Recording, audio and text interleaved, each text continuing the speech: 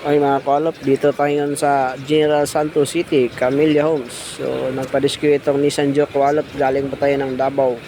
Kasi ayaw na lang patakbo doon sa kalop sa Davao kasi natakot na yung may-ari. Baka mag-lock yung manibela. So matigas ang manibela nito kalop. Tigas, umilaw yung ipis. So napa-scan nila ito kalop, kaya tayo nag-rescue. So ito na kalop, na-check natin na sira yung ipis module nya. O may problema ang ipis module, kaya i-repair natin kalop, dalhin natin sa Davao. Kaya nag-rescue tayo dito kalop. Tanggalin ko itong buong column nya, simple, dukutin ko lang yung ipis module nya mga kalop.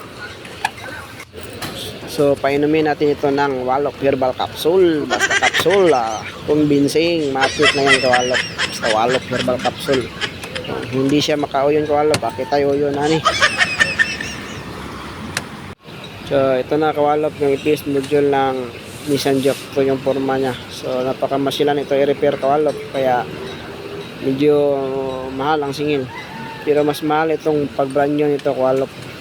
Kaya pina-repair na lang kasi mas malala pag brand new. So ito na kawalop na repair, natapos ko na ni-repair. So dumating na yung piece ang in-order natin, kaya kinabit ko na, kabit natin ito kawalop. Try natin kung okay ba yung repair natin, successful ba yung repair natin mga kawalop.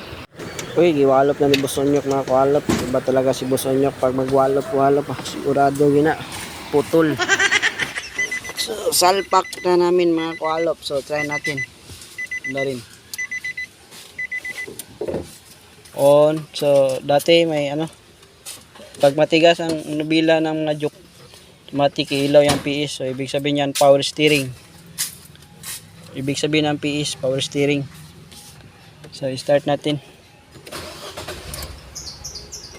Okay, wala na ilaw, tsaka malambot na yung steering nya. So salamat sa tiwala from Jinsan. So biyahe pa tayo dito, no. Hinabol namin kasi New Year na. Kaya para happy na rin yung may-ari, kasi kailangan na talaga nila ng sasakyan. Kaya servisyohan natin. So road test namin to kung okay. So sa mga may problema ng mga Nissan Juke dyan, yung manubila, mare-repair po yan. Ayan o. Wala na siyang PS.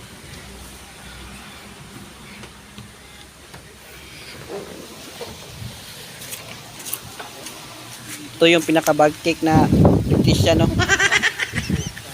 Bulaw-bulaw yung buhok. Ligo-ligo ni.